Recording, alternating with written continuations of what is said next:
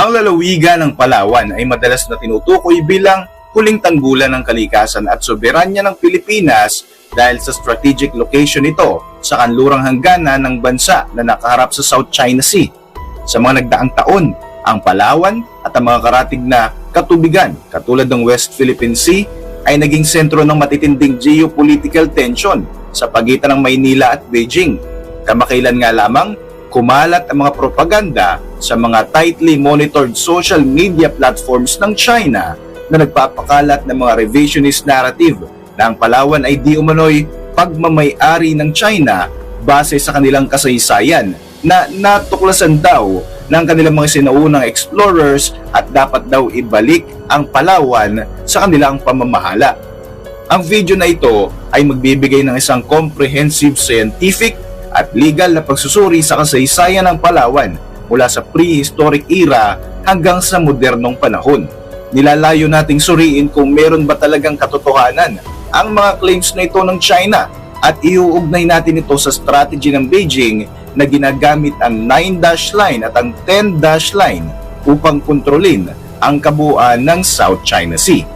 Ako po si Royce and welcome sa Ken Thoughts. Kung hilig mo ang mga ganitong uri ng videos, mag-like at mag-subscribe para lagi kang updated sa ating mga susunod na uploads.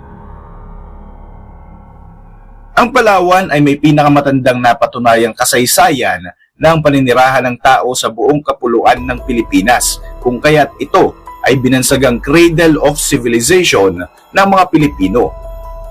Ang mga archaeological discovery sa Kuweba ng Tabon sa Lipuon Point, Quezon, Palawan na pinangunahan ng anthropologist na si Dr. Robert B. Fox noong 1960 ay nagbigay ng mga konkretong ebidensya ng paninirahan ng mga sinaunang tao na may edad na 50,000 years ago.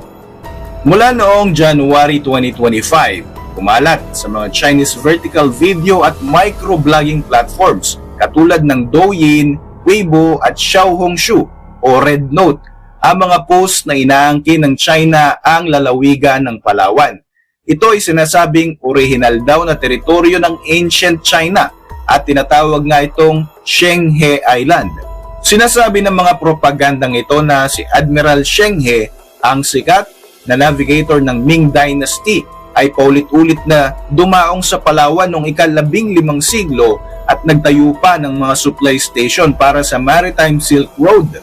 Ang mga pahayag na ito ay mariin namang pinabulaanan ng mga opisyalis ng Pilipinas at ng mga eksperto sa batas pandagat. Unang-una, ang kakulungan sa historical basis. Wala di umanong opisyal na dokumento o ebidensya na magpapatunay na dumaong talaga o bumisita si Admiral Shenghe sa Manila Bay, sa Visayas or even sa Palawan. Ayon kay dating Senior Associate Justice Antonio Carpio, ang mga naunang maling interpretasyon ay nagmula sa pagsasalin ng Tiancheng na lumilitaw na ito ay ugnayan ng mga ekspedisyon ni Shenghe bilang Pilipinas. Gayong ito naman pala ay tumutukoy sa kaharian ng Champa sa Indochina o ang modern-day Vietnam. Ikalawa ay ang gray zone tactics at disinformation operations.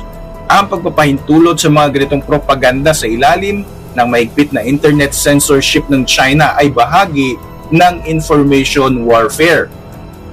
Ang mga taktikang ito ay naglalayong lituhin ang international na komunidad, pukawin ang mga radikal na nasyonalismo sa mga mamamayan ng China at magsilbing pretest para sa inaharap na military aggression. At ikatlo, ang koneksyon sa Batanes at sa Okinawa. Ang katulad na strategy na ito ay ginamit na rin ng Chinese scholars noong angkinin nga nila ang Batanes. Ito daw ay bahagi ng China sa pamamagitan ng Taiwan o ang mga isla ng Okinawa naman sa Japan. Ang lawfare naman na ito ay tinugunan ng Pilipinas sa pamamagitan ng patuloy na pagpapatupad ng mga lokal na batas katulad ng Philippine Maritime Zones Law at mga pagpapatrolya ng Philippine Coast Guard.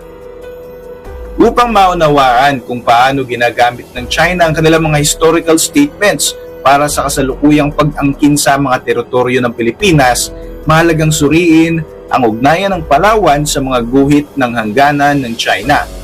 Ang 9-dash line, originally ito ay 11-dash line na inilabas ng pamahalaang Kuomintang noong December 1947. Ngunit tinanggalan ito ng 2 dash sa Gulf of Tonkin noong 1950 to 1952 sa ilalim ni Mao Zedong.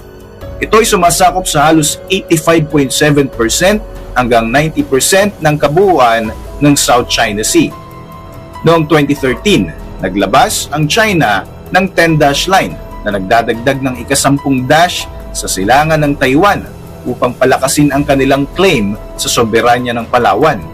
Bagamat ang mga pangunahing isla ng Palawan ay matatagpuan sa labas ng 9-dash line, ang isla, ang mga reef at ang katubigan na sakop ng munisipalidad ng Kalayaan o Kalayaan Island Group na bahagi ng jurisdiction ng lalawigan ng Palawan ay ganap na nakapaloob sa mga guhit na ito.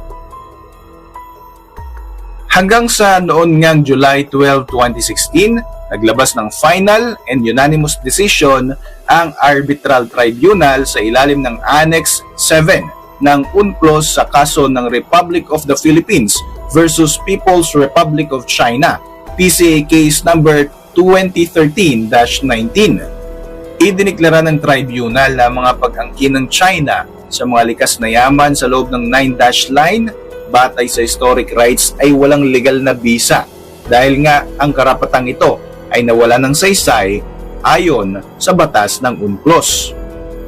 Dahil dito ay pinatunayan ng International Court na walang legal na overlap sa pagitan ng 200 nautical mile EEZ ng Palawan at ng anumang inaangking teritoryo ng China sa Spratlys.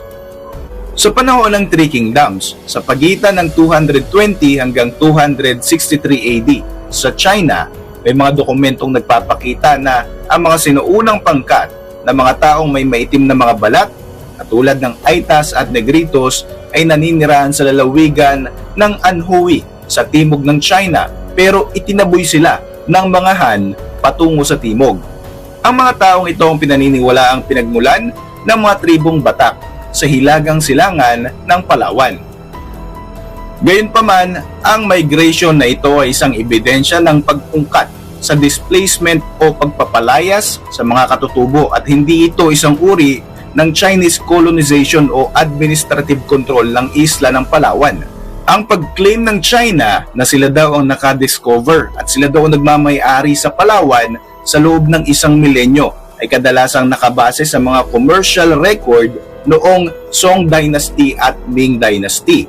Noong 982 AD, regular na bumibisita ang mga Chinese merchants sa Palawan upang makipagpalitan ng kalakal sa mga Malay at sa mga katutubo. Sa aklat nga na Zhu Fanji na naisulat noong 1225 AD na isinulat ni Zhao Ragua, detalyadong inilarawan ang mga paraan ng pagbarter sa kapuluan na ito. Ang mga dayuhang mga ngalakal ay dumarating kapag umiihip ang northeast monsoon sa pagitan ng October hanggang March at umaalis naman sa pamamagitan ng southwest monsoon sa pagitan ng May at September. Ang mga tributary relations ng ilang sinuunang kaharian ng Pilipinas kagaya ng Kingdom of Butuan noong 1001 AD at Sulu noong Ming Dynasty sa Imperyo ng China ay purong mga diplomatic formality lamang upang matiyak ang monopoly sa kalakalan. Ang tributary state naman katulad ng sa Palawan ay nananatiling malaya, meron silang sariling batas at hindi kailanman naging bahagi ng administrative or colonial system ng China. Bukod nga rito, walang anumang permanenteng Chinese community o opisyal na gobyerno ang naitatag sa Palawan noong sinaunang panahon.